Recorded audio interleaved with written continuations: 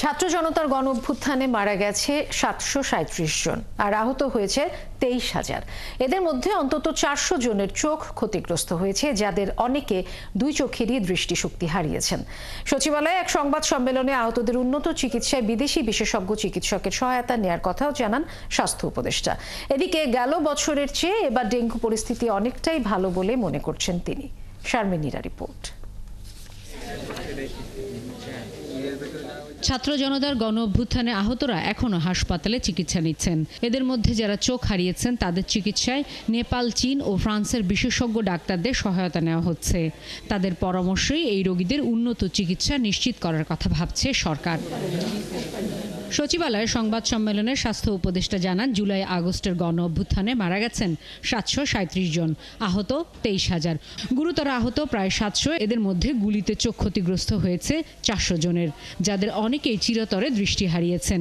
তাদের উন্নত চিকিৎসার জন্য এরই মধ্যে চীন, নেপাল ও ফ্রান্সের বিশেষজ্ঞদের পরামর্শ নেওয়া হয়েছে। আগামী ২ সপ্তাহের মধ্যে যুক্তরাজ্য থেকে অর্থোপেডিক চিকিৎসক দল আসছে।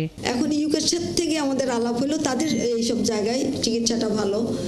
আগামী ২ সপ্তাহের মধ্যে একটা গ্রুপ ডাক্তার আসতে পারে, বিশেষ করে যারা পা, হাত ইনজুরিগুলি বেশি হয়েছে, পিঠের ইনজুরি হয়েছে, এগুলির ক্ষেত্রে তারা অর্থোপেডিকের এরা আসলে আমরা সেখানে আরেকটা সুযোগ আমরা হয়তো। উপদেষ্টা জানান, গেল বছরের তুলনায় এবার ডেঙ্গু পরিস্থিতি কিছুটা ভালো।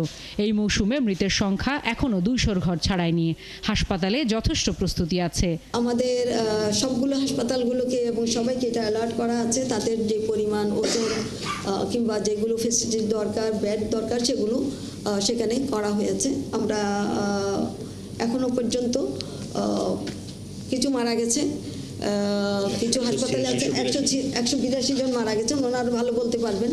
স্বাস্থ্য খাতে শৃঙ্খলা রক্ষার চেষ্টা চলছে। স্বাস্থ্য সুরক্ষা আইনের একটা খসড়া করা হয়েছে। চিকিৎসকদের মতামতের উপর সেটি ক্যাবিনেট বিভাগে পাঠানো হবে বলে জানান স্বাস্থ্য উপদেষ্টা। এটা এখন আমি এইটা বলতে পারি, এটা মোটামুটি অনেকটুকু অনেকের মতামত নেওয়া হয়েছে। শারমিন নীরা, ৭১, ঢাকা।